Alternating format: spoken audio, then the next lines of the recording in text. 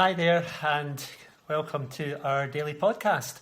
Sorry we're a wee bit late today, but we're continuing to think about love in action and how love is in our world in lots of different ways.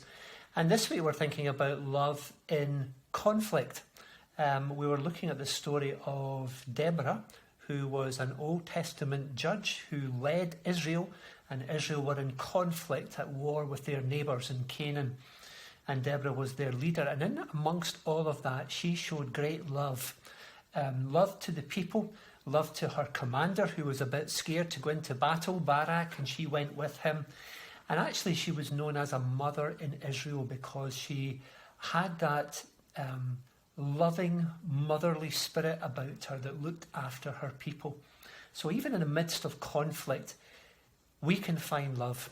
Now, there's conflict in all kinds of ways in our world, not just in, of course, physical conflict and in wars and such like, but we are in conflict with coronavirus just now, aren't we? And hopefully winning the battle with the new vaccines. But there can be conflict with neighbours, in our families, even with our friends. We can fall out with our employers, and there's even conflict within our own selves. And one way to get through times of conflict is to experience love. God's love, of course, first of all, but love from others as well can really help us in our conflicts. Now, I'm quite into art, as you know, so we're going to have a wee look at how conflict is demonstrated in art and how something good actually can come out of conflict. I wonder if you can tell me what the three primary colours are. Red, blue and yellow, three primary colours. And so we've got these three primary colours here in our tray. And if we put a bit of red down on this paper here, just like that, it's quite a bright colour, isn't it? That's a real pillar box. Pillar box red. Then we have some blue. And that's a proper blue, isn't it? And if you look at the blue and the white and the red, that's SR toothpaste.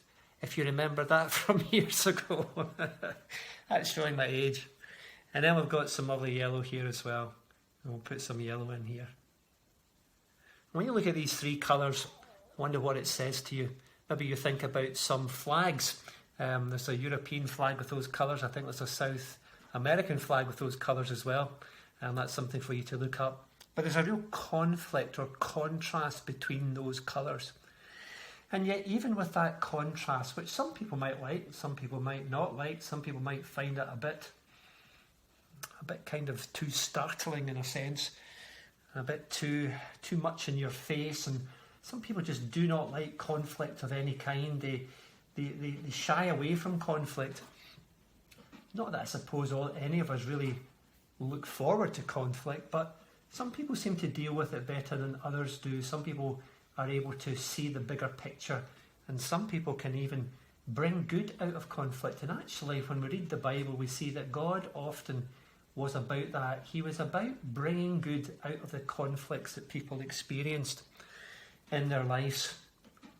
Here we have a beautiful little house. I feel like Rolf Harris here. Can you tell what it is yet? And there we go, look, we're even merging into those other colours there. We'll bring the blue down. So even when there are conflicts in our life, even when there are things that at first glance might seem a bit startling and a bit unnerving, and not really too sure about what's going to come of it, God is at work even in our conflicts, and He can bring something beautiful out of our conflicts, just as He did with Deborah and the children of Israel. He showed great love through Deborah to His people, and He rescued His people, and He brought good out. And they learned something through that conflict as well. They learned to trust in the Lord. They learned that God is in charge of life, even the conflicts of life. And God's love is evident even in the midst of conflict. And God will bring something good out of whatever conflict you're in. Anyway, that's the art lesson for today. Speak to you again tomorrow.